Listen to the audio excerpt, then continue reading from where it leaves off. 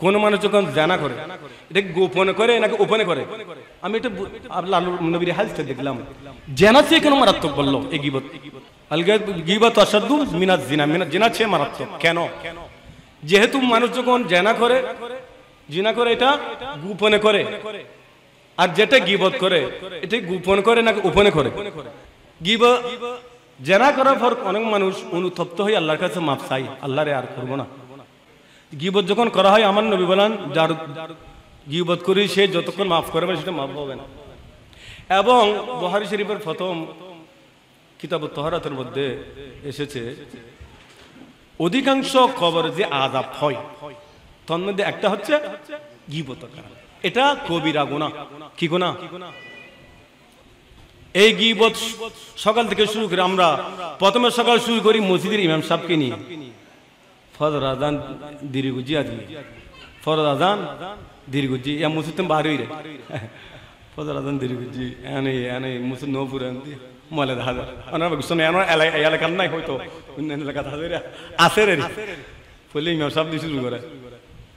ইমাম সাহেব এমন হতো তদারকি নাই, হার হড়া কি রে ইমাম সাহেব তদারকি নাই, কিন্তু প্রথমে গীবত শুরু করি আমরা। ইমাম সাহেব তদারকি করতে হবে, মসজিদে যাবে দেখবার করতে হবে, মসজিদের হুজুরের হুজুর ঠিক করলে মসজিদ ঠিক থাকবে, ঠিক না? এই জন্য এক এলাকায় শুনছি আমি এক মসজিদের হুজুর কোনো তদারকি করে না, খানা পিনা কোথায় খায়, নামাজ পড়ায় আগের যুগের।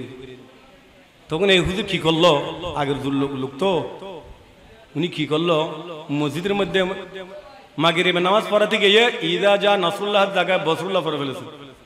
কি হই রে, ইদা যা নাসরুল্লাহ জায়গা কি পড়ে ফেলেছেন, বসরুল্লাহ।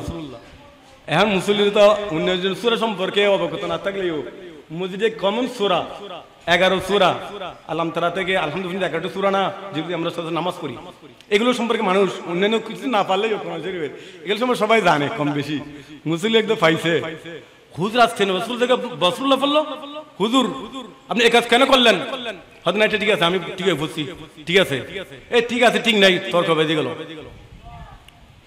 এই মুসলিম এলাকার সব মুসলিমকে বলে দিল যে হুজুর আজকে কোন আমাদের জীবনে কোনো সময় নসরুল্লাহ থেকে বসরুল্লাহ তো শুনি নাই, এটা কি করলো হুজুর, আজকে এনার বিচার করতে হবে, এই তেলাওয়াত কখন শুনি নাই। কি এরকম বলা বলতে করতে করতে করতে করতে এলাকার সবাই জোর হয়ে গেল, সবাই এক জায়গায় আসলো। উনি বলেন উনি উনার কথা তারপরেও ইস্তেকামত বলে এই বিষয়ে কি হবে, এরকম মাইক এনে সবাইকে ডেকে সমাবেশে সবাইকে আপনাকে ফতোয়া দিতে হবে। হ্যাঁ আমি দেব। এলাকার অন্যান্য যারা বাইরে থাকে, আমার বাইরের মতো যারা বাইরে থাকে শহরে, সবাই আসছে হুজুরের বিচার করার জন্য। সবাই যে হুজুরের কাজ কেন করলেন, হুজুরের মেঘ দিয়ে সুন্দর করে প্রথমে দীর্ঘ একটা নিঃশ্বাস ফেললেন যে ভাইজান নসরুল্লাহ থেকে নসরুল্লাহ ঠিক হয়ে আছে, আমি ইচ্ছা করে বসরুল্লাহ পড়ি কেন পড়েছি, আমি এতদিন পর্যন্ত মসজিদে আসলাম, আমি খাচ্ছি কোথায়, থাকি কোথায়, এই এলাকার অনেক লোক আইস নিচে থাকে, আমি মসজিদ ইমাম সাহেব, আমি নামাজ পড়াই, আমার কই কেউ খবর নেয় না, ইতিপূর্বে আর কই কেউ কষ্ট পাইছে কিনা জানি না, আমি এই কাজটা এই জন্য করলাম, আমি এই কাজটা না করতাম আপনারা সবাই এসে আমাকে একে দেখতে পেতেন না, আমি কি অবস্থায় আছি, আমার হাল অবস্থা দেখানোর জন্য আমি এই কাজটা করলাম। সুবহানাল্লাহ। এটা একটা খতারি সমাজ।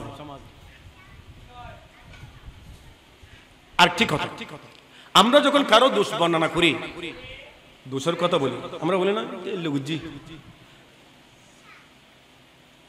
তো কিতাব বলছেন আমরা কারো দোষ বলার সময় দুইটা চোখ যাদেরকে দিকে দিই, তিনটা আঙ্গুল কিন্তু আমার নিজের দিকে,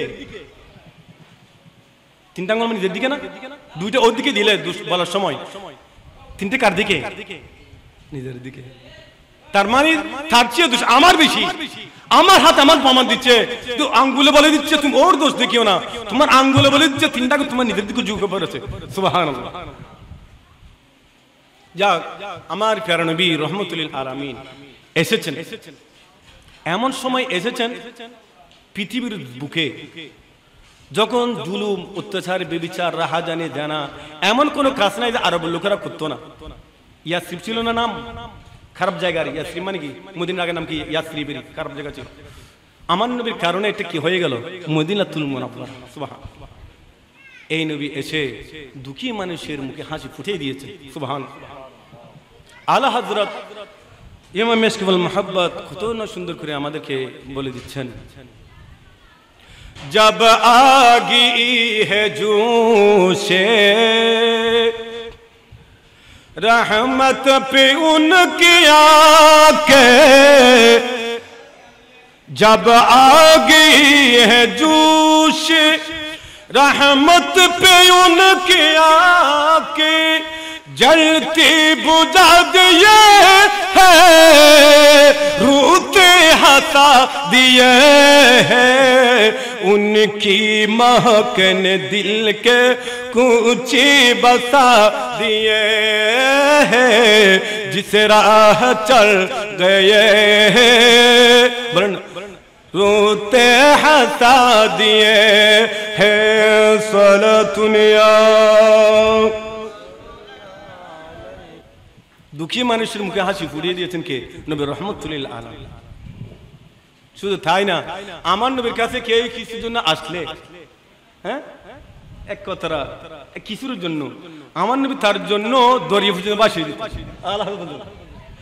মেরে করিম সে গর কতরা কিসি নে মাंगा, मेरे करीम से गर कतरा किसी न मांगा, दरिया बहा दिया है दूर पे बहा दिया है, उनकी महक ने दिल के कूचे बसा दिए हैं।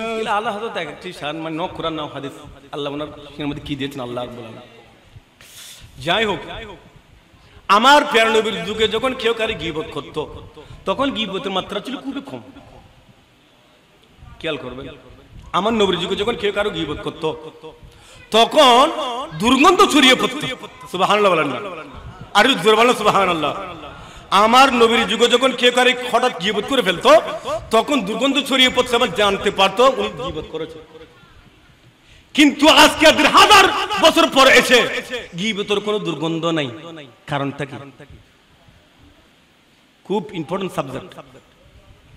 আচ্ছা, আমার ভাই রাম একটা সাবজেক্ট দিয়েছে বর্তমান সময়ের জন্য, এটি খুবই উপযোগী একটি সাবজেক্ট দিয়েছেন। এটার জন্য সময়ের প্রয়োজন, আমাকে সময় বেঁধে দিয়েছেন আমার ভাই, আমার মুর্শিদ ভাই আমাকে সময় বেঁধে দিয়েছে।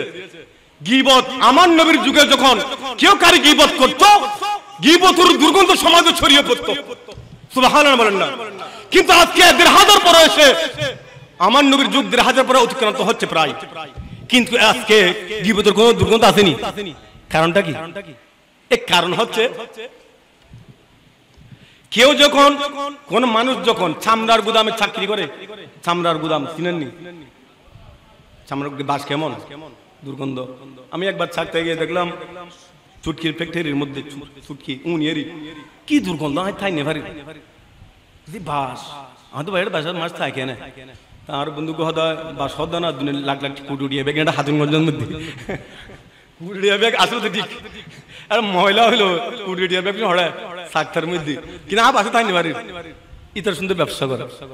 কিতাবের মধ্যে লিখতেছেন ইমাম গাজালি রহমতুল্লাহ আলাইহি রাদিয়াল্লাহু তাআলা, উনি ইহয়া উল উলুম, যাই হোক, উনি বলছেন আমার নবীর হাদিস পাক থেকে নকল করছেন। আজকে কেন দুর্গন্ধ নাই? যেহেতু তো চামড়া গুদাম দিয়ে উদাহরণ দিচ্ছেন, চামড়া গুদামকে চাকরি করলে ও সেখানে থাকতে থাকতে থাকতে থাকতে দুর্গন্ধ আর দুর্গন্ধ অনুভব হয় না। কিন্তু আমরা হঠাৎ করে গেলে দুর্গন্ধ থাকতে পারবো না। ঠিক তদ্রূপ আজকের প্রতিটি জনজনে গীবত, এমন কোনো মানুষ নাই, এমন কোনো ব্যক্তি নাই যে কোনো মানুষ গীবত থেকে মুক্ত। সবাই যখন গীবতের মতো মুক্ত, কার দুর্গন্ধ কে শুনবে, কার দুর্গন্ধ কে অনুভব করবে? সবাই গীবতের মধ্যে আছে। জোরে বলুন না নাউযুবিল্লাহ। এই জন্য আজকের এই সমাজে, এই সময়ে দুর্গন্ধর অনুভব হচ্ছে না। আমি বুঝতে চাইলাম হতে গান কিলে দুর্গন্ধর এখন কিনর অনুভূতি কেম ব্যাগ না জড়িত, এমনকি আল্লাহর ঘর মসজিদে বসে বসে আবার গীবত করে। নয় নয়, আল্লাহর ঘর খানে খাবার তাওয়াফ করতে যাই, আল্লাহর ঘরে গিয়ে এখানে বসে, যেখানে একটি নেকি করলে 1 লক্ষ নেকির সওয়াব খানে কাবার মধ্যে। একটি নেকি করলে কয় লক্ষ সওয়াব। খানা কাবার মধ্যে মক্কা শরীফকে কেউ যদি একটি নেকি করে কয় লক্ষ নেকির সওয়াব, কত ফজিলত। ঠিক তদ্রুপ ভাবে মক্কায়ে মুআজ্জামায় কেউ যদি একটি গুনাহ করে তাহলে 1 লক্ষ গুনার সমান। নাউযুবিল্লাহ বলেন না।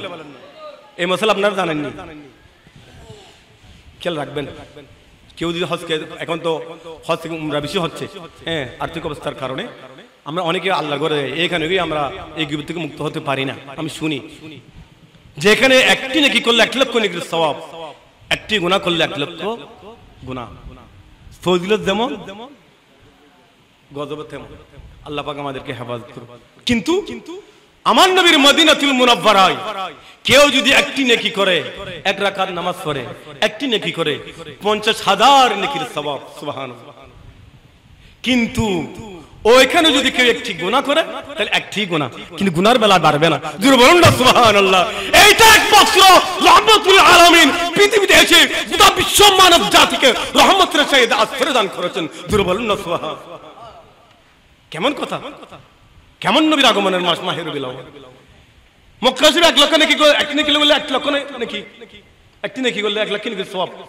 কত নেকি নিয়ে আসে, কিন্তু একটি গুনাহ করলে 1 লক্ষ গুনাহ। আমার নবীর শহর মদিনাতুল মুনাওয়ারায় একটি গুনাহ করলে কিন্তু একটি গুনাহ সওয়াবের বেলা 50। কত রহমত দেখেন।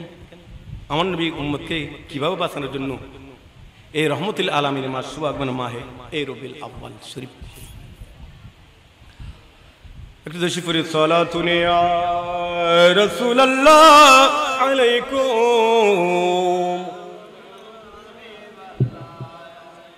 তাহলে আমার প্রিয় নবী এসেছেন একটি এজেন্ডা নিয়ে, কি নিয়ে? একটি এজেন্ডা নিয়ে, একটি মেথডোলজি নিয়ে, একটি সিস্টেম অফ লাইফ নিয়ে, কোড অফ ইসলাম নিয়ে আমার নবী আগমন করেছেন, ঠিক না? আমার নবী তো এমনি আসে নাই। আমার নবী এসেছেন সিস্টেম অফ লাইফ নিয়ে, জীবনের একটি সৌন্দর্য রেখা, সিস্টেম, নিয়ম নীতি নিয়ে আমার নবীর আগমন। তো আমরা মিলাদুন্নবী মাহফিল করি অনেক জায়গায়, এমন কোনো জায়গায় নেই মিলাদুন্নবীর মাহফিল হচ্ছে না। তুবুর খেয়ে নিচ্ছি, হুজুরা টাকা নিয়ে যাচ্ছে। তো আমরা কি শিক্ষাটুকু নিচ্ছি, কি আমল আমরা করছি? আমরা আল্লাহর কাছে দায়ী হব যদি কিছু সমাজকে, হ্যাঁ, দিতে না পারি, নিজেও যদি সংশোধন হতে না পারি, তো সবাই বেঁচে যাবে, ঠিক না? তা আমার নবী এসেছেন একটি এজেন্ডা নিয়ে, একটি সিস্টেম অফ লাইফ নিয়ে। তা আমরা ওই দিকে দেখতে হবে। আমার নবী বলবেন উম্মত আমি কি জন্য এসেছি তোমরা একটু একবারও দেখলে না, আমি কি জন্য এসেছি। এক লোক মামা ঢাকায় থাকে, কোথায় থাকে? ঢাকায়। বাগিনায় ঢাকায় থাকে, মামা থাকে চট্টগ্রামে। মামার গরিব লোক, অসুখ হলো, কি হলো? সে চিন্তা করলো আমার বাগিন তো একজন ঢাকায় থাকে, আমি বাগিনায় যখন ঢাকায় থাকে অর্থশালী, আমি তার কাছে একটু চিকিৎসা করব।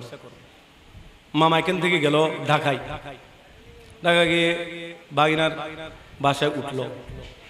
বাগিনা বুঝে ফেলেছেন মামা কি জন্য এসেছে, শরীর অবস্থা দিকে তো বুঝে ফেলেছেন। আমার তো অনেক টাকা করি খরচ হবে, আর ঢাকা অনেক টাকা খরচ। উনি কি করলেন, মামাকে শুধু কিছুক্ষণ শিশুপাত, কিছুক্ষণ সংসদ ভবন, কিছুক্ষণ অন্য জায়গায় 5 স্টার হোটেল নিয়ে বিভিন্ন খাওয়া দাওয়া খাওয়াই, চিকিৎসা করাই না। 1 দিন 2 দিন 3 দিন।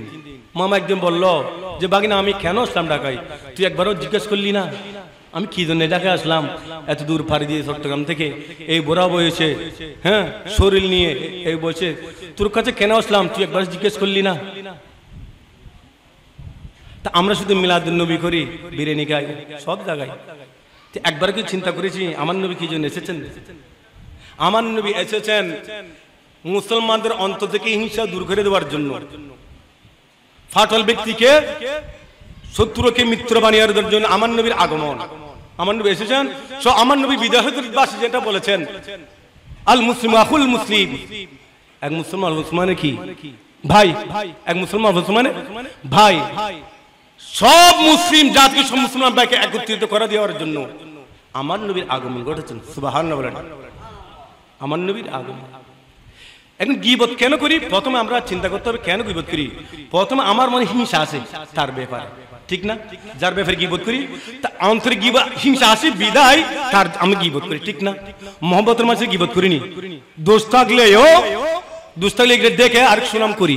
সেদিন আবু হুরায়রা রাদিয়াল্লাহু তাআলা বলতেছেন, কেউ যখন কারো দোষ দেখে সামান্য কণা পরিমাণ, সেটা তার কাছে বিরাট বটগাছের মতো মনে হয়, আর তার কাছে বটগাছের মতো দোষ সে কণা মতো দেখে না, ঠিক না? আমার কাছে দোষ আমি আমারটা বড় করে দেখি না, আর আমারটা বড় করে দেখি। এটা কেউ কোত্থেকে আসলো?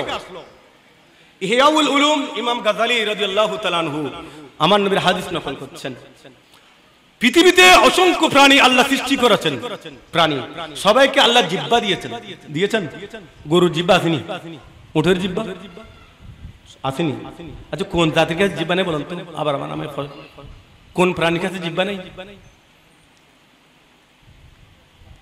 জানেননি? আমাদের সবার তো জিহ্বা আছে। একটি প্রাণী আছে যাকে আল্লাহ, যাদেরকে আল্লাহ জিহ্বা দেয়নি, সেটা হচ্ছে সমুদ্রের মাছ। যদি বলুন না সুবহানাল্লাহ। কেন দেন নাই? আমি এটা বলছি।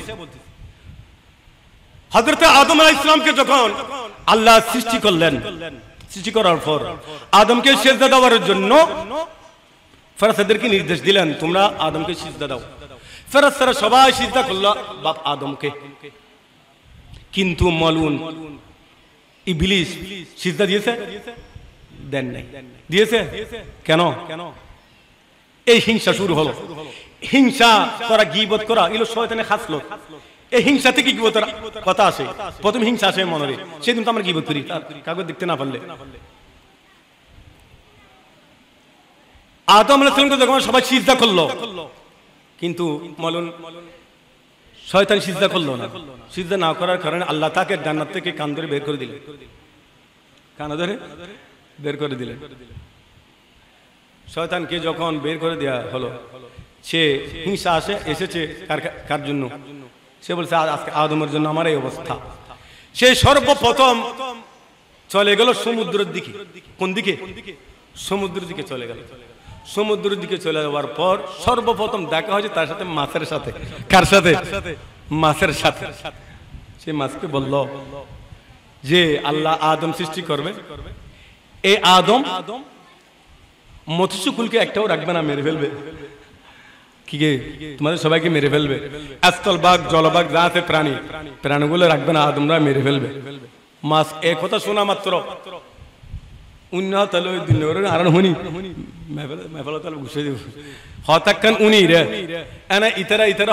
গোড়া দুনিয়া ঘুরে ফেলাই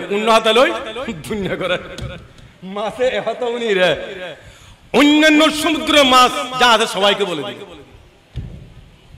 এ বলে দেওয়ার পর আল্লাহ রব্বুল আলামিন মাছ থেকে জিহ্বা কেটে নিয়ে এই মাছ প্রাণী কুলকে আল্লাহ মাছ জিহ্বা থেকে বঞ্চিত করে দিলেন। জোরে বলুন না সুবহান। মানে হইতো না মাছে জিহ্বা না রে, এই হারে আল্লাহ জিহ্বা না ওদের। কিসের কারণে? আদম আলাইহিস সালামকে সিজদা করলো না শয়তান। শয়তানের অন্তরে হিংসার উদ্রেক হলো, হিংসা শুরু হলো আদমের জন্য। এই হিংসা ছড়িয়ে পড়তে পড়তে মাছকে বললো, গীবত করলো। দেখেন কোত্থেকে ছড়িয়ে পড়লো। তো আমার প্রিয় নবী রাহমাতুল্লিল আলামিন এই পৃথিবীতে এসে মানুষের অন্তর থেকে হিংসা দূর করে দিলেন। কি করে দিলেন? হিংসা দূর করে দিলেন। যে আমার প্রিয় নবী রাহমাতুল্লিল আলামিন হাদিসে পাকের মধ্যে যে বলেছেন,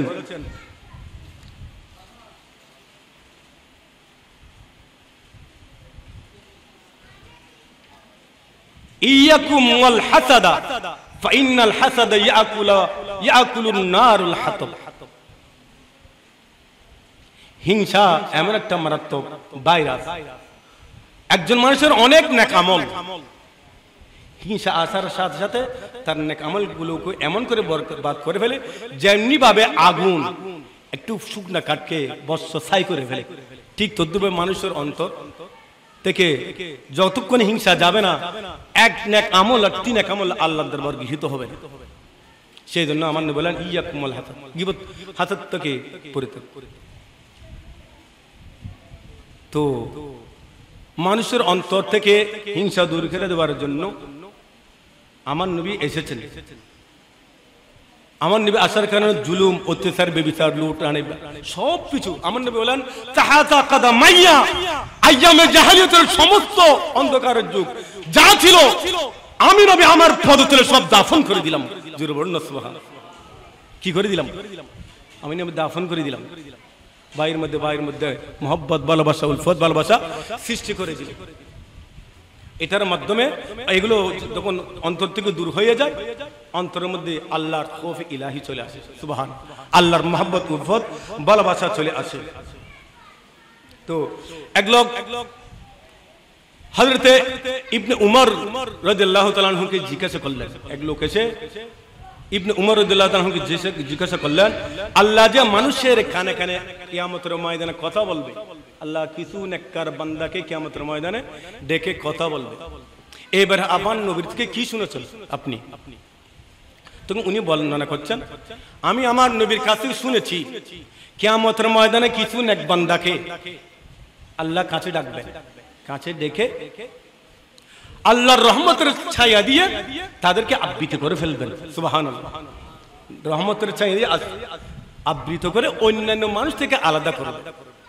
আলাদা করে আল্লাহ বলবেন, হে আমার মুমিন বান্দা, আমি তোমাকে ডেকেছি, তুমি দুনিয়াতে যে দোষ করেছ, তুমি যে দোষ করেছো দুনিয়াতে, অনেক অপরাধ করেছো কিনা, সে স্বীকার করবে রব্বুল আলামিন আমি অনেক দোষ করেছি, ত্রুটি করেছি। বান্দারের স্বীকারোক্তি নিয়ে রব্বুল আলামিন এই বান্দার স্বীকারোক্তি নিয়ে তখন রহমত আশ্রয় দান করবেন। বান্দা যখন স্বীকার করবে আল্লাহ আমি অনেক গুনাহ করেছি, পাপ করেছি, কিন্তু রব্বুল আলামিন তোমার সিফাতি নামের মধ্যে একটি নাম হচ্ছে সত্তার। আল্লাহর সিফাতি নামের মধ্যে একটি নাম কি? সত্তার। নাই অনেকের নাম আব্দুল সত্তার নাই। সত্তার মানে কি? গোপনকারী। সত্তার মানে গোপনকারী। আল্লাহ বান্দাকে বলবে, ও আমার বান্দা, আমি দুনিয়াতে তোমাদের অনেক দোষ গোপন করেছি, আর অনেক দোষ ত্রুটি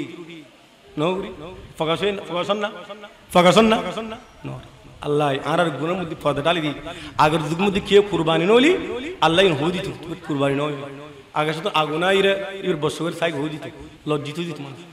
কিন্তু আমার নবীর আসার কারণে, আমার নবীর দিকে তাকিয়ে আল্লাহ এই উম্মতের গুনাহগুলোকে গোপন করে ফেলেছেন। সুবহান। এই আমার বান্দা, তুমি অনেক দোষ করেছো, ত্রুটি করেছো, আমি তোমার অনেক দোষ গোপন করেছি। আজকের কিয়ামতের ময়দানে তুমি যখন স্বীকার করেছো, স্বীকারোক্তি করেছো, আমি এর জন্য গোপন করেছি যাতে আজকে তোমাদের গুনাহ মাফ করে দিতে পারি। সুবহানাল্লাহ। আমি আজকে তোমাদেরকে মাফ করে দেওয়ার জন্য আমি দুনিয়াতে তোমাদের দুষ্টুরি আমি গোপন করেছিলাম। সুবহানাল্লাহ। 12টি মাসের মধ্যে একটি মাসের নাম আছে না রজব? কিস মাস? রজব মাস আছে না? রজব মাসের মধ্যে খুতবার মধ্যে আছে, খতিব সাহেবরা মসজিদে বলে রজব মাস। রজব মাসকে যখন আল্লাহ বলবেন আবাজ্জালুকা ওয়া আযযামুকা, হে রজব মাস, আমি তোমাকে দুনিয়াতে পাঠিয়েছি, আমার বান্দারা তোমাকে কতটুকু ইজ্জত করেছে, তোমাকে কতটুকু কদর করেছে। রজব মাস সুকুত এখতিয়ার করবে, নীরবতা পালন করবে, কিছু বলবে না, একবার, দুইবার, তিনবার বলবে, কিছু বলবে না। তখন তৃতীয়বার বলবে রজব মাস আল্লাহ তোমার পেয়ারা হাবিব আমার নাম রেখেছেন আসাম বদির মাস হিসেবে, আমি যেন আল্লাহ তুমি তো নির্দেশ দিয়েছ আমি যেন মানুষ যেন অন্যান্য মানুষের দুষ্টুটি গোপন রাখে, সেই জন্য তোমার রাসূল আমার নাম রেখেছেন আসাম্মানি বদির। সেই জন্য আমি তোমার বান্দার নেক আমল এমন ভাবে লিখতে থাকি তাদের বদ আমলগুলো আমি দেখি না, শুনতে পাই না। সুবহানাল্লাহ। জোরে বলুন সুবহানাল্লাহ। आमेना बीबी के गुलशन में आई ताजा बहार, पढ़ते हैं सल्लल्लाहु अलैहि वसल्लम आज दुरू दीवार नबी जी। अल्लाह अल्लाह अल्लाहु ला इलाहा इल्लाहु अल्लाह अल्लाह। बोलन ना। আল্লাহ আল্লাহ আল্লাহ লা ইলাহা। আমার নবী এসেছে মানব জাতির চরিত্রকে কি করে দেওয়ার জন্য, ঠিক করে দেওয়ার জন্য। সেদিন আমার নবী বলেন বাইতু মুআল্লিম বাইতু লিউতাম্মিমা মাকারিমাল আখলাক। সুবহানাল্লাহ বলেন। আমি নবী প্রেরিত হয়েছে কারণে, আমি নবী প্রেরিত হয়েছে মানব জাতির চরিত্র পূর্ণতা সাধনে। সুবহানাল্লাহ, জোরে বলো সুবহানাল্লাহ। কবি নজরুল ইসলামী রেনেসার অন্যতম মহান কবি কাজী নজরুল ইসলাম কত সুন্দর করে আমাদেরকে জানান দিচ্ছেন নবীর আগমনের কারণে। নবীর যখন এসেছে, আসার আগে অনেক মানুষ গুনাহ পাপী তাপী নবীর হাতে বায়াত করার সাথে সাথে সমস্ত গুনাহ মাফ হয়ে গেল। সুবহানাল্লাহ। সমস্ত গুনাহ কি মাফ। জুলুম তো ব্যভিচার দূর হয়ে গেল, মানুষের অন্তর থেকে হিংসা বিদ্বেষ দুর্বৃত্ত হয়ে গেল, সবাই বাই বাই হয়ে গেল নবী আসার কারণে। ইনসাফ কায়েম হলো। সেজন্য ওই কবি নজরুল কত সুন্দর করে বলেছেন আজকে যত পাপী ও তাপী, আজকে যত পাপী ও তাপী সব গুনাহের পেলর মাপি, সব গুনাহের পেলর মাপি, দুনিয়া হতে বেইনসাফি জুলুম নীল বিদায়ের সাগর আকাশ বাতাস দেখ বিজোদি আয় ত্রিভুবনের, একটু মোহাব্বত নিয়ে বলেন না, ত্রিভুবনের প্রিয় মুহাম্মদ এলোর দুনিয়ায়ের সাগর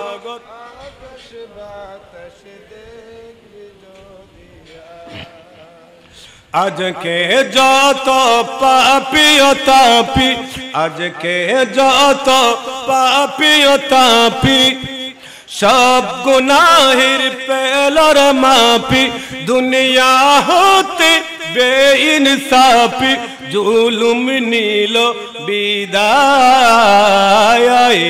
সাগর আকাশ বাতাস দেখবি যদি আয়ের সাগর আকাশ বাতাস দেখবি যদি আয় ত্রিভুবনের প্রিয় মুহাম্মদ এলোর দুনিয়ায়ের সাগর আকাশ বাতাস দেখবি যদি আয়। আমি কোরআন পাকের একটা আয়াত পড়েছি, ওটা কোন নবীর কোরআন পাকের এই আয়াত। এখান থেকে আমরা বুঝে গেলে আমাদের এটা মুমিনদেরকে আল্লাহ শুভ সংবাদ বেশারত দিয়েছেন, আল্লাহর মুত্তাকি বান্দাদেরকে। সূরা রহমানের মধ্যে বিসমিল্লাহির রহমানির রহিম ওয়ালিমান খাফা মাকামা রাব্বিহি জান্নাতান। সুবহানাল্লাহ বলেন। ওয়ালিমান খাফা মাকামা রাব্বিহি জান্নাতান। সুবহানাল্লাহ বলেন। আল্লাহ বলেন যে ব্যক্তি আমি আল্লাহকে ভয় করে, যে ব্যক্তি আমি আল্লাহকে ভয় করে, আমি আল্লাহকে ভয় করে, আমি আল্লাহ তাকে খুশি হয়ে তাকে দুটি জান্নাত প্রদান করি। সুবহানাল্লাহ, সুবহানাল্লাহ। কোন ব্যক্তি যদি নেক আমল করে, নামাজ রোজা যাকাত হজ যাকাত এগুলোর কারণে একটি জান্নাত, কয়টি জান্নাত? আর আল্লাহ বলেন কোন ব্যক্তি যদি আমি আল্লাহকে ভয় করে, খৌফে ইলাহি যার অন্তর থাকে, খশিয়াতি ইলাহি যার অন্তর থাকে, যে ব্যক্তি আমি আল্লাহকে ভয় করে, আমি আল্লাহকে ভয় করে, কিয়ামতের ময়দানে দণ্ডমান হয়ে আল্লাহ কি জবাব দেব? ওয়ালিমান খাফা মাকামা রাব্বিহি, ওয়ালিমান খাফা মাকামা, কিয়ামতের ময়দানে দণ্ডমান হয়ে আমি আল্লাহকে কি জবাব দেব? এই ভয় যার অন্তর থাকে, এই ভয় যার অন্তর থাকে, আমি আল্লাহ তার উপর রাজি হয়ে তাকে 2টি জান্নাত দিয়ে দেব। সুবহান, জোরে বলেন না সুবহানাল্লাহ।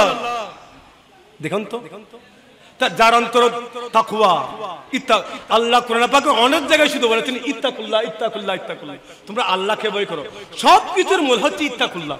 যার অন্তরে আল্লাহর ভয় থাকে সে হিংসা করতে পারে, যার অন্তরে হিংসা থাকে গীবত করতে পারে, চুগলখড়ি করতে পারে, এক কথা একজনকে আরেকজনকে কথা চুগলখড়ি করতে পারে, পারে না? অন্তত যদি আল্লাহর ভয় থাকে সে সুদ খেতে পারে, ঘুষ খেতে পারে, মিথ্যা কথা বলতে পারে, কোনো কিছু করতে পারবে না, শুধু ইত্তাকুল্লাহ আল্লাহর ভয়। সবকিছুর মূল, সমস্ত কিছু সাবস্টেন্স, সর্বমর্ম কথা হচ্ছে ইত্তাকুল্লাহ আল্লাহর ভয়। আল্লাহর ভয় থাকলে কিছুই করতে পারবো না আমরা, ইসলামের গণ্ডি থেকে আমরা এক পাও পা দিতে পারবো?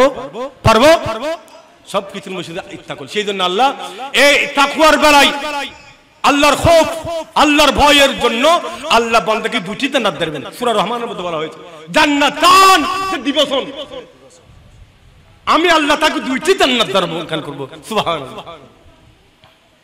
সেই জন্য আমার নবী রাহমাতুল লিল আলামিন কত দয়াময়, কত মেহেরবান, কত রহমত আমাদের জন্য, কুল কায়নাতের জন্য। আচ্ছা, আপনার একটা কথা বলি,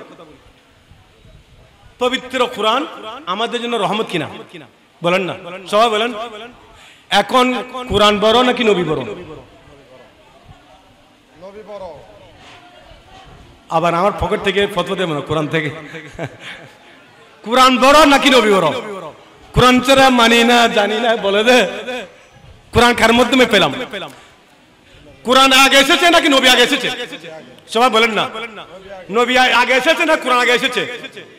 নবী আগে এসেছেন, কোরআন পরে এসেছে। আমার নবী যতদিন মক্কায় মুআজ্জামায় ছিল তখন কোরআন অবতীর্ণ হয়েছে মক্কায় না? আমার নবী যখন মক্কা থেকে ত্যাগ করে মদিনায় চলে গেলেন, কোরআন তখন কোথায়? কোরআন কোথায়? নবী যেদিকে নবী যায়, সেই জন্য কোরআন শরীফ সূরাগুলোকে দুভাগে বিভক্ত করেছে, মক্কি সূরা, মাদানী সূরা। এগুলি কি বড় আসলে মোহাম্মদ নাই অন্তর। কোরআন শরীফ সূরাগুলো দেখলে তো হয়ে যায় মক্কি সূরা মাদানী কেন হলো? আমার নবী যতদিন মক্কায় মুআজ্জামায় ছিল ততদিন কোরআন বলে আমি মক্কায়। আমার নবী যখন মক্কা ত্যাগ করে হিজরত করে মদিনা চলে গেল, কোরআন মক্কাবাসীকে টাকা দিয়ে পিছনে পিছনে মদিনা চলে গেল। বলুন না সুবহান। কোরআন বলে আমি আর মক্কা নাই, তোমাদেরকে টাটা, আমিও মদিনা চলে গেলাম। সেই জন্য মক্কি সূরা মাদানী ছিল। আচ্ছা, তো বলতে চেয়েছিলাম কোরআন বড় নাকি নবী বড়? হ্যাঁ, কিবা বড়? এটা তো আবার এমনি তো বললে হবে না, আবার ফতোয়া না দিলে। কোরআনের পাকের 15 নম্বর পারা মনে হয় আল্লাহ বলেন وَنُنَزِّلُ مِنَ الْقُرْآنِ مَا هُوَ شِفَاءٌ وَرَحْمَةٌ لِلْمُؤْمِنِينَ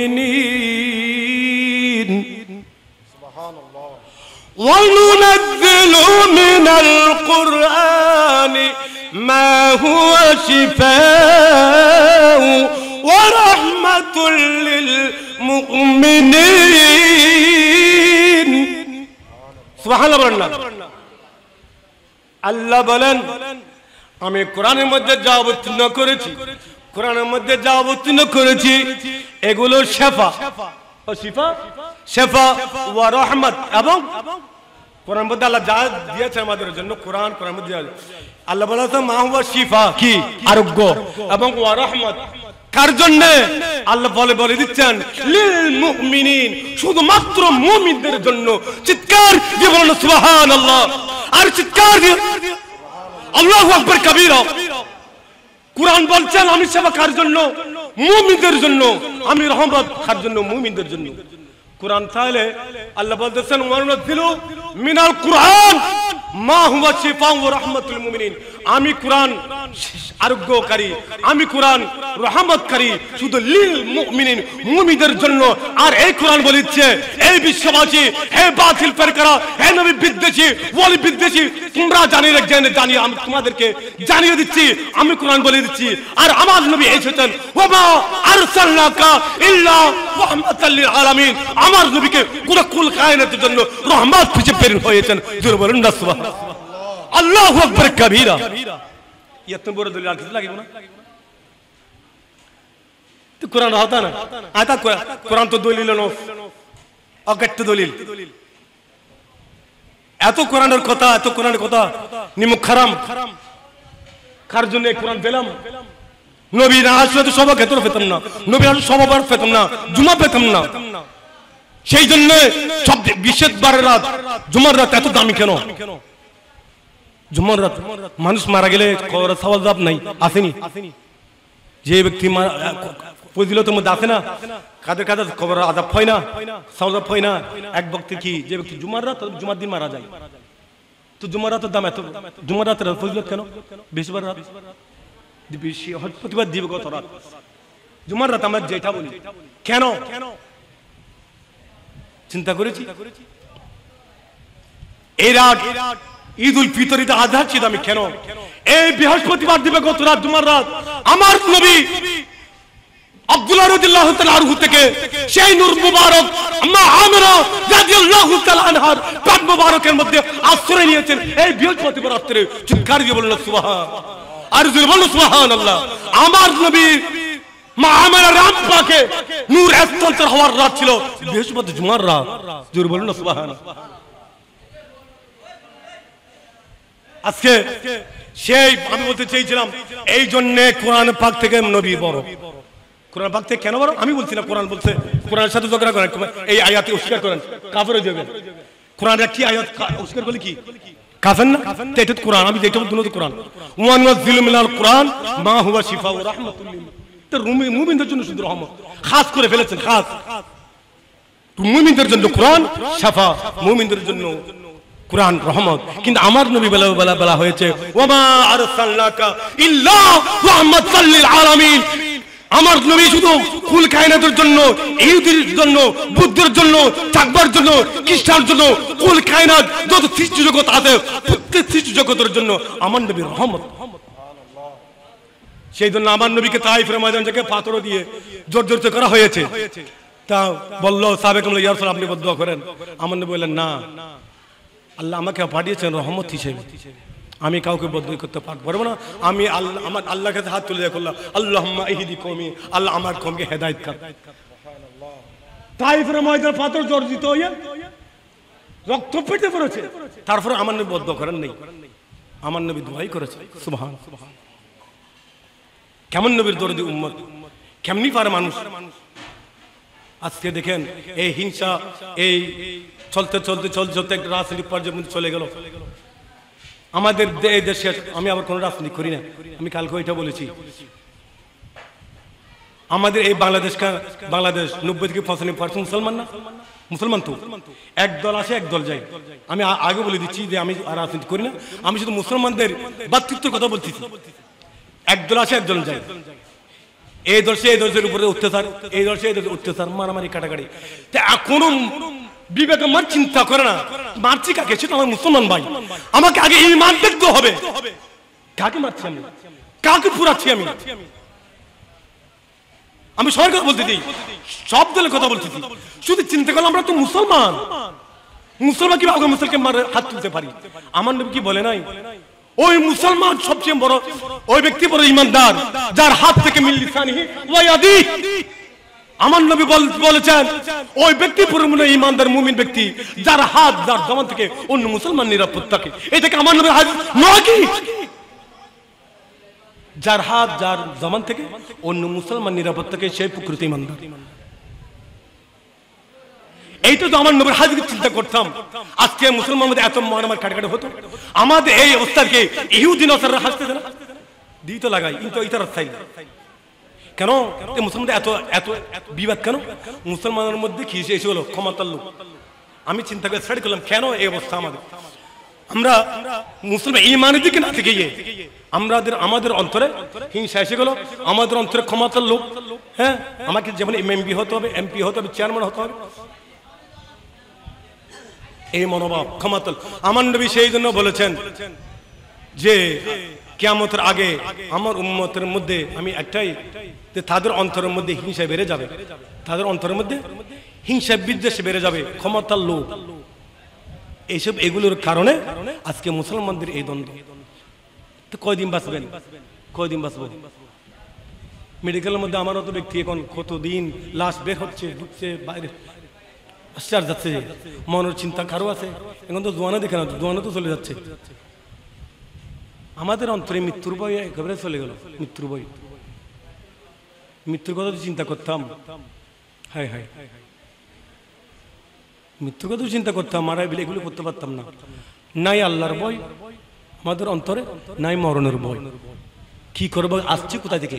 আমার 40 বছর 50 বছর, এটা চিন্তা করি, এই 50 বছরে আমি কোথায় ছিলাম, আমার অস্তিত্ব কোথায় ছিল, এবং আগামী 50 বছর পর আমি কোথায় থাকবো, কি করব, কি নিয়ে যাব? আল্লাহ পাঠালেন কি জন্য, কি নিয়ে যাবো আমরা? আমার নবী এই উম্মতের শুধু এই চিন্তা করতেন, আমার নবী উম্মতের এই চিন্তা করতেন। সেই জন্য আমার নবী বিদা হতে বাসায় এসে বলে দিয়েছেন যে সবাই মুসলমান ভাই ভাই, সব মুসলমান। তো এই নবীর হাদিসে দেখলে তো হয়, তাহলে বোঝা গেল এমনি শুধু নাম দিলাম ইসলাম, আমি সব ইসলাম, কাজ কারবার কর্মকাণ্ড সব কি ইসলাম থেকে ইসলাম। তোমরা আসলে ইসলাম থেকে অনেক দূরে চলে গিয়েছো। আপনারা কসম করে বলেন, কোন আহলে সুন্নাহ ওয়াল জামাতের কোন কর্মী, কোন ব্যক্তি কার উপর হাত তুলেছে, হাত তুলেছে কেউ নজর দেখাতে পারবে? কোন সুন্নি মুসলমান কার উপর আঘাত করেছে, কোন একটি কারো ভাঙচুর করেছে? এইটাই ইসলামের শিক্ষা। ওরা এগুলো, আমরা এগুলো করতে না পারার কারণে এগুলো আমাদেরকে দুর্বলতা মনে করে, এগুলো আমাদেরকে এগুলো দুর্বলতা মনে করে। আসলে আমরা তো থাকতে চাই নবীর হাদিস, কোরআন এবং হাদিস এটাই বলেছে। আমার নবী জানিয়েছে, আল্লাহ কি বলেন নাই, মা তাকুমুর রাসূল ফাখুযুহু ওয়া মা নাহাকুম আনহু ফান্তাহু। আল্লাহ কি বলেন নাই, আমার নবী তোমাদেরকে যা দিয়েছেন তা তোমরা গ্রহণ করো। সুবহানাল্লাহ বলেন না। আর আমার নবী যা থেকে বিরত থাকতে বলেছেন ওগুলো থেকে তোমরা বিরত থাকো। আর এই অনুসরণ করে দিন, মা তাকুমুর রাসূল ফাখুযুহু। আল্লাহর কোরআনে বলছেন, আল্লাহ আমার নবী যা তোমাদেরকে দিয়েছেন তা তোমরা সাদরে গ্রহণ করো, আর যা থেকে তোমাদেরকে বিরত থাকতে বলেছেন ওগুলো থেকে বিরত থাকো। এটা হচ্ছে প্রকৃত ঈমানদারের পরিচয়। চিৎকার দিয়ে বলুন না সুবহান, জোরে বলুন সুবহানাল্লাহ। সালাতুন ইয়া রাসূলুল্লাহ আলাইকুম, আল্লাহ আল্লাহ আল্লাহু লা ইলাহা আল্লাহ আল্লাহ।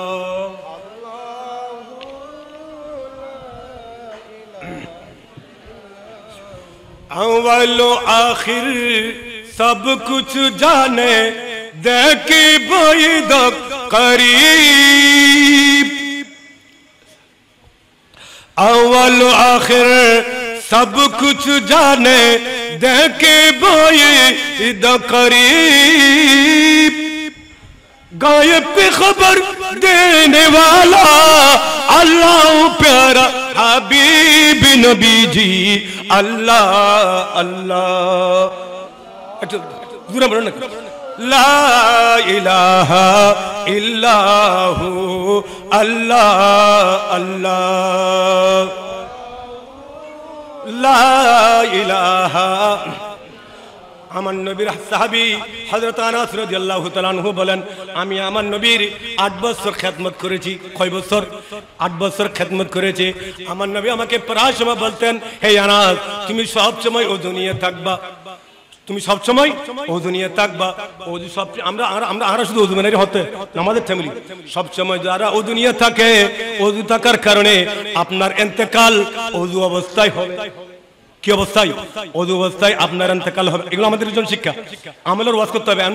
নবীর হতা ওই এর টিয়ালই রে আল্লাহ আর ধরিব আসন ইয়েন শুধু সম্মানের আসন নয়, ইয়েন জবাবদিহিতার আসন। মুসলমান জাতিকে আমরা কিছু দিতে না পারি, ওরা কিছু নিতে না পারে, জবাবদিহিতা আছে। হ্যাঁ, সুতরাং ইউটিউব দেখাই হ্যাঁ না, দেখবেন আমরা যদি সবসময় ওযু নিয়ে থাকি তাহলে আমাদের ইন্তেকাল ওযু অবস্থায় হবে। হে আনাস, তুমি যদি সবসময় ওযু নিয়ে থাকো তাহলে এই ওযুর বরকত তোমাকে দান করা হবে, তোমার চেহারা আলোকিত হবে, তোমার আয়ু বৃদ্ধি বেড়ে যাবে, তোমার হায়াত বেড়ে যাবে। আমার আনাস বলতেছেন, আমার নবী সবসময় এই কথা বলতেন। আরেকটা আমার নবী বলতেন, হে আনাস, তুমি সবসময় মানুষের উপকার করবা। কারণ ওই ব্যক্তি উত্তম যার মাধ্যমে মানুষের কল্যাণ হয়, যার মাধ্যমে মানুষের কি হয়, লাভ হয়, কল্যাণ হয়। মানুষের কল্যাণ করবা, সবসময় কল্যাণ করবা। এবং তুমি হে আনাস, তুমি সবসময় মানুষ যত কল্যাণ করবা এবং তুমি যখন ঘরে প্রবেশ করবা তোমার নিজ ঘরে মানুষদেরকে সালাম প্রদান করবা। চিৎকার দিয়ে বলুন না সুবহান। নারায়ে তাকবীর, নারায়ে রিসালাত, নারায়ে গৌসিয়া। আহলে সুন্নাত ওয়াল জামাত, আহলে সুন্নাত ওয়াল জামাত।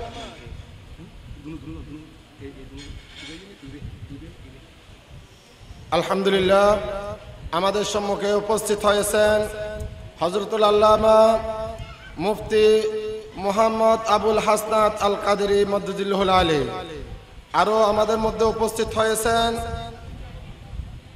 হযরত মাওলানা মুহাম্মদ আবু তাহার রাজা আল কাদেরী মদ্দুজিল্লাহুল আলী।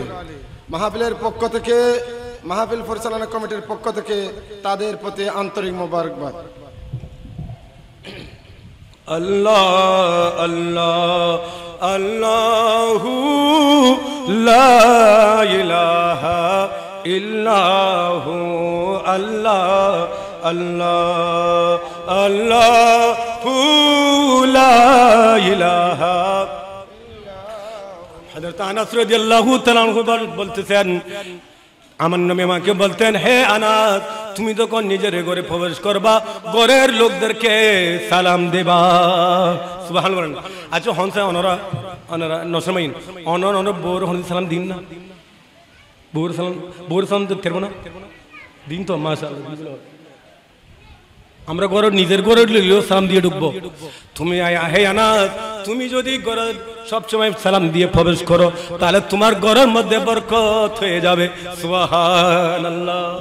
ঘরের মধ্যে অশান্তি দূর হয়ে যাবে, ঘর থেকে অশান্তি মলমালিন্য দূর হয়ে যাবে, ঘরের মধ্যে শান্তি চলে আসবে। সুবহানাল্লাহ। এগুলোর মাধ্যমে ভালোবাসা, সম্প্রীতি, ভ্রাতৃত্ববোধ পয়দা হয়ে যায়। সুবহানাল্লাহ। কিসের কারণে? বেশি বেশি সালাম দিলে, মানুষের সালাম দেওয়ার কারণে মানুষের মধ্যে বন্ধুত্ব সৃষ্টি হয়। আপনার সাথে একজনের শত্রুতা, আল্লাহ একজন শত্রুতা, আইবের যখন যদি আসসালামু আলাইকুম বলি, এবার যদি প্রথম দিন সালাম নলয় গুসাই, অনেক দ্বিতীয় দিন আবার দিবেন আসসালামু আলাইকুম, এবার একখান হলে শর্মিন্দ দিব সাইন। মানুষের মধ্যে ভালোবাসা ফর্ম কিভাবে সৃষ্টি হয়, এগুলো আমাদের থেকে সৃষ্টি করতে হবে। দ্বিতীয় দিন লজ্জিত হয়ে চলে যাবে, তৃতীয় দিন যখন বাজেন আসসালামু আলাইকুম, সে লজ্জিত হয়ে সালাম নেবে না, লজ্জিত হয়ে ওয়ালাইকুম সালাম, একখানা আগুন গুসা ফানি হই। আবার দেখুন আসসালামু আলাইকুম, জি আলহামদুলিল্লাহ ভালো আছেন, ভালো শুননি। আর মুসলমানদের সাক্ষাৎ হলে প্রথমে সালাম, তারপর কালাম। তামান্নি বলেছেন যে আগে সালাম না দিয়ে কথা শুরু করে দে, তার সাথে তোমরা কথা বলবে না। সালাম না দিয়ে যদি কথা শুরু করে দে, তোমরা তার সাথে কথা বলবে না। আসসালাম কালাম। সালামের বেশি বেশি সালামের মাধ্যমে মানুষের মধ্যে ভালোবাসা, সম্প্রীতি, ভ্রাতৃত্ব সৃষ্টি হয় এবং কি শত্রুতা চলে গেলে মানুষের মধ্যে বন্ধুত্ব পয়দা হয়ে যায়। সুবহান। এখন আরেকটি কথা হচ্ছে, আল্লাহ কোন বান্দার উপর খুশি না বেজার? আমরা কোনো কিছু চিন্তা করেছি? আল্লাহ আমরা যে জীবন নিয়ে আছি, যার যার হায়াত নেই, আমরা কি কোনো কিছু চিন্তা করেছি আল্লাহ তুমি কি আমার উপর রাজি আছো, আমার উপর কি খুশি আছো, আমার উপর কি তুমি রাজি আছো, সন্তুষ্ট আছো? এগুলো সমস্যা আমরা বলি, আমরা সবসময় চিন্তা করবো। ঘুমে ছাত্রে উঠা বসা, লেন দেন, আচার ব্যবহার সব ক্ষেত্রে আমরা সবসময় একটা মনে রাখবো, একটা কথা মনে রাখবো, আল্লাহ তুমি কি আমার উপর সন্তুষ্ট আছো, আমার কথার উপর, আমার কাজের উপর কি সন্তুষ্ট আছো? তো আল্লাহ কিছু আলামত দিয়েছেন, আল্লাহ কিছু আমাদেরকে আলামত দিয়েছেন। এই আলামতগুলো যদি কোনো ব্যক্তির কাছে পাওয়া যায়, আপনারা বুঝে নেবেন আল্লাহ আপনার খুশি আছে, সন্তুষ্ট আছে। সুবহানাল্লাহ। আজকে আপনাদেরকে টিপস শেষ পর্যায়ে একটা টিপস দিচ্ছি। আমার উপর আল্লাহ রাজি আছে কি সন্তুষ্ট কতটুকু আছে কিনা? হ্যাঁ, গায়ে জ্বর উঠলে থার্মোমিটার দিন, থার্মোমিটার মাপার জন্য, শুধু থার্মোমিটারেরই। হ্যাঁ, সবকিছু মাপার আছে না, বুঝতে মাপার জন্য আসেনি, সবকিছু মাপার জন্য। এখন আমরা কতটুকু মুখ থাকি, ফাল্লা লাগবে তো লাগবে নি, কিভাবে বুঝবো? আপনি বলছেন এগুলো আমরা সবাই চিন্তা করবো আজ থেকে গিয়ে। এগুলো আমাদের কর্মের মাধ্যমে আমরা এগুলো ফিলিংস, অনুভূতি পাবো। আমরা আমাদের কর্মকাণ্ডের মাধ্যমে আমরা বুঝে নিব আল্লাহ আমার উপর কি আছে, আল্লাহ আমার উপর দয়া করছেন, আল্লাহ আমার উপর দয়া করছেন, নিজে বুঝে ফেলবেন। একটি প্রথম টিপস হচ্ছে, কোন ব্যক্তির উপর যখন আল্লাহ রাজি থাকে, কোন ব্যক্তির উপর যখন আল্লাহ খুশি হন, আল্লাহ তাকে দ্বীনের পথে চলতে সহযোগিতা করে। সুবহানাল্লাহ বলেন না সবাই? আরে সবাই ভিতরে সুবহানাল্লাহ বলেন না? সবাই শুনতেছেন তো? শেষ কথা, আমরা নিজেকে নিজে কি করব? আত্মজিজ্ঞাসা করব, নিজেকে নিজে প্রশ্ন করব, আল্লাহ আমার উপর সন্তুষ্ট আছে কিনা, আল্লাহ আমার উপর রাজি আছে কিনা। সবকিছু মাপার জন্য যন্ত্র থাকে, গায়ে জল মাপার জন্য থার্মোমিটার। আমার উপর আল্লাহ রাজি আছে কিনা, আল্লাহ আমার উপর সন্তুষ্ট আছে কিনা, আমাদের কর্মকাণ্ডের মাধ্যমে আমরা বুঝে ফেলবো। তা আল্লাহ যখন কারোর উপর খুশি হয়, রাজি থাকে, তখন ওই ব্যক্তিকে দ্বীনের পথে চলার জন্য আল্লাহ তাকে হেদায়েত দান করেন। সুবহানাল্লাহ। আমার ভাই রামুসাদ ভাই আছে, আল্লাহ যে ব্যক্তির উপর রাজি থাকে তার মাধ্যমে দ্বীনের কাজ হবে। কি হবে? দ্বীনের কাজ হবে। যেমন সেই ব্যক্তি মানুষকে উপকার করবে। এলাকার কোন মানুষ অসুস্থ, তাকে দেখতে যাবে, আমার নবীর সুন্নাত, তাকে সেবা করবে। কিভাবে আমাদের থেকে হিংসা চলে যাবে, গীবত চুগলি চলে গিয়ে আমাদের অন্তরে ভালোবাসা কিভাবে আসবে? আমাদেরকে নিজের মধ্যে প্লিজ অনুভূতি সৃষ্টি করে আমাদেরকে তৈরি করতে হবে। ঠিক কিনা? ঠিক কিনা? জুড়ে বলুন ঠিক কিনা? আজকে তো করবো তো। এলাকার কোন লোক শুধু ফজল হলে সাইদিন দিন তাই না, গরিবের সাথে বন্ধুত্ব করবেন। গরিবের সাথে আমার নবী দোয়া করতেন সবসময়, আল্লাহ আমার অন্তরে মিসকিনদের ভালোবাসা, আল্লাহ আমাদের অন্তর দান করো। আমার নবী দোয়া করতেন, আল্লাহ আমার অন্তরে মিসকিনের ভালোবাসা দান করো। প্রথমে আল্লাহ ভালোবাসা চাইতেন, আল্লাহুম্মা ইন্নী আসআলুকা হুব্বাকা। আল্লাহ, আমার নবী সবসময় দোয়া করতেন, আল্লাহুম্মা ইন্নী আসআলুকা হুব্বাকা। আল্লাহ তোমার ভালোবাসা চাই, ওয়া হুব্বা। আমরাও আল্লাহর কাছে দোয়া করব আল্লাহর ভালোবাসা এবং নবীর ভালোবাসা আমরা চাইবো। তো যে ব্যক্তির উপর আল্লাহ রাজি থাকে, যে ব্যক্তির উপর আল্লাহ খুশি থাকে, তার মাধ্যমে দ্বীনের কাজ হবে। যেমন আজকে নুরানি মাহফিল সাজিয়েছে আমার ভাইরা, দ্বীনের কাজ কিনা? এটা দ্বীনের কাজ। আমি তাকে সন্তুষ্ট করার জন্য বলছি না। কোন ব্যক্তির উপর যখন আল্লাহ রাজি থাকে, আল্লাহ তাকে হেদায়েতের পথ আল্লাহ তাকে সহজ উন্মুক্ত করে দেন। সুবহানাল্লাহ বলেন না? যে কোন ব্যক্তির মাধ্যমে যখন এলাকার সেবা হয়, কোন ব্যক্তির মাধ্যমে যখন এলাকার দুস্থ মানবতার সেবা হয়, হ্যাঁ, গরিব দুঃখীর সেবা হয়, হ্যাঁ, তখন বুঝে নেবেন আল্লাহ আপনাকে দয়া করতেছেন, আল্লাহ আপনার উপর দয়া মেহেরবানি করতেছেন। জোরে বলুন না সুবহানাল্লাহ। দ্বিতীয়ত, কোন ব্যক্তিকে যখন আল্লাহ মহব্বত করে ভালোবাসে, তার উপরে বেশি বেশি মুসিবত আছে। তার উপর কি ইয়া বুদ্ধি হয়তো হরানি দেরি হদ আল্লাহ আরে ভাইরে না আ নামাজ পড়ি রোজা পড়ি ওইটা নামাজ সময় দোয়া পড়ি তো দোয়া ভালো মুসিবত নাই আ নামাজ পড়ি বেকে আল্লাহ আরে ভাইরে না মুসিবত দিবেলাই বল মাসে হতা হতো নুন বুঝে নেবেন যে ব্যক্তির উপর সবসময় ভালো মুসিবত আসতে থাকে, বুঝে নেবেন আল্লাহ আপনার উপর হাত দয়া করতেছেন। জোরে বলুন না সুবহানাল্লাহ। যদি ওই বিপদের উপর আপনি সবর ইখতিয়ার করেন, ধৈর্য ধরতে পারলে, তাহলে বুঝে নেবেন আল্লাহ আপনার উপর মেহেরবানি করতেছেন। তখন আপনি আগের চেয়েও বেশি ইবাদতের মাত্রা আরো বাড়িয়ে দেবেন, মানুষের সেবা আরো বাড়িয়ে দেবেন। অনেক মেয়ে বিবাহ দিতে পারছে না, তাকে সহযোগিতা করবেন। ঠিক কিনা? আর যেখানে ইসলামিক খণ্ডকাণ্ড হয়, সেখানে আমরা ফজিলত গড়ে তুলব। এগুলো না করলে যে সহে যে করে দেশে সম্মান অপরাধী সম্মিলিত ভাবে এখানে এলাকার যারা আপনার মাতব্বর আছেন, এলাকার সম্মানিত ব্যক্তি আছেন, আপনারা সবাই সোচ্চার হবেন, অন্যায়ের বিরুদ্ধে জিহাদ করবেন। এইটাই যে জিহাদ এখন চলমান। আমরা এগুলো এখন করি দাঁড়িয়ে কি ভাই নিজের বাদ তুলে ডান্ডালুর দৌড়ি, তার থেকে অন্তত গীবত, ফাহেসা, হিংসা, বিদ্বেষ, চুগলুগি সব চলে যাবে। সব কিছু আমাদেরকে তৈরি করতে হবে আমাদের অন্তরে, যদি আমরা মানুষকে ভালোবাসা দিতে পারি। মা লা ইয়ারহামুন নাস, আল্লাহ ওই ব্যক্তির উপর দয়া করে না যে ব্যক্তি মানুষকে দয়া করে। ঠিক আছে না?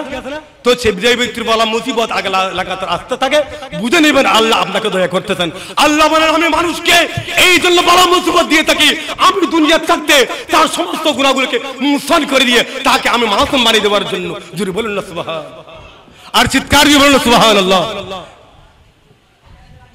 এগুলোর মাধ্যমে আমাদের অন্তর থেকে আস্তে আস্তে গীবত চুগলি চলে গিয়ে ভালোবাসা পয়দা হবে। আপনাকে সবাই মানুষের অন্তরের মধ্যে আপনার ভালোবাসা আল্লাহ পয়দা করে দেবেন। জোরে বলুন সুবহানাল্লাহ। এই যে ফাযকুরুনি আযকুরুকুম, যেটা এটা তাফসীর অনেক আয়াত। আল্লাহ বলেন তুমি যে আমার স্মরণ করো, আমরা স্মরণ শুধু ইবাদতের স্মরণ না, কাউকে সেবা করলেন, গরিব দুঃখী সেবা করলেন, আল্লাহকে স্মরণ করা, কাউকে দান করলেন, আল্লাহকে সেবা করা, এটা সব কিছু আল্লাহর ওয়াস্তে, কার ওয়াস্তে? এগুলো যখন করবেন, হ্যাঁ আল্লাহ বলছে আমাকে স্মরণ করলো, আমার দিকে তাকিয়ে, তখন বান্দা আযকুরকুম, বান্দা তুমি জানি কো তোমার প্রতি বিপদে, তোমার প্রতি মুহূর্তে আমি আল্লাহ তোমাদেরকে স্মরণ করব। চিৎকার দিয়ে বলো সুবহানাল্লাহ। আমরা এখন আল্লাহকে স্মরণ করি কখন? বালাতে বালা মুসিবত আইলে আল্লাহর বলি দেই, হ্যাঁ বালা মুসিবত আল্লাহর দিবা ডাই, কোন সময় স্মরণ করি? আল্লাহ বলেন যে ব্যক্তি আমাকে তার খুশির সময় আমাকে স্মরণ করলো, আমি তাকে তার দুঃখের সময় আমি আল্লাহ তাকে স্মরণ করবো। জোরে বলুন সুবহানাল্লাহ। আমি তাকে তার দুঃখের সময় স্মরণ করবো, সেই যদি আমাকে সুখ অবস্থায়, আমরা খুশি থাকলে স্মরণ করি না। মিলাদ নবীর আয়োজন, আমার নবী এসেছেন একটি আযান দাঁড়িয়ে, আমার নবী এসেছেন সিস্টেম অফ লাইফ নিয়ে, কোড অফ ইসলাম নিয়ে, যে মানব জাতিকে মানবতা দেওয়ার জন্য, মানবতার কাছ থেকে সমস্ত হিংসা বিদ্বেষ চুগলি করে আইজামে জাহালিয়তের সমস্ত কুসংস্কারকে পদতলে দাবি করে আমার নবী বলেছেন তাহাত্তা কদম মাইয়া, আমি নবী আইজামে জাহালিয়তের সমস্ত কিছু আমি নাবার কদমতে আমি চিরতর দাফন করে দিলাম। জোরে বলো সুবহানাল্লাহ। মানুষের মধ্যে ভালোবাসা সৃষ্টি হলো, মহব্বত সৃষ্টি হলো। সেই জন্য আমি বলতে চেয়েছিলাম গীবতের কথা। আগের যুগে যখন গীবত করতো তখন দুর্গন্ধ ছড়িয়ে পড়তো, এখন কেন নাই? যেহেতু আমাদের সবার মধ্যে এই হাসলত, আল্লাহ আমাদেরকে আজকের মাহফিল থেকে, আমরা বাইরে প্রতি বছরে মাহফিল করে আমাদেরকে যে উপহার দেয় মাহফিল, এটা হচ্ছে আমাদের আখিরাতে নাজাতের উসিলা, আল্লাহ কবুল করুন আমিন। আজকের এই মাহফিল শুধু এটা হাজিনুল হক মেম্বার সাহেবের উঠান না, এটা যতক্ষণ মাহফিল চলবে এতক্ষণ জান্নাতের বাগান আপনারা বসে আছেন। সুবহানাল্লাহ কবিরা। আল্লাহ পাক সুবহানাহু ওয়া তাআলা আমাদেরকে উলামায়ে কিরামদের জবান থেকে যা শুনবো তা যেন আমাদের জীবনে, ব্যক্তি জীবন, পারিবারিক জীবন, সামাজিক জীবন, অর্থনৈতিক, হ্যাঁ সমস্ত কর্মকাণ্ডে যেন আমরা প্রতিফলন করতে পারি। আল্লাহ আমাদেরকে তৌফিক দান করুন। সবাই অন্তরের অন্তঃস্থল থেকে মহব্বতের আওয়াজ দিয়ে বলি আমিন। আরো জোরে বলেন আমিন। ওয়া আখিরু দাওয়ানা আনিল হামদুলিল্লাহি রাব্বিল আলামিন।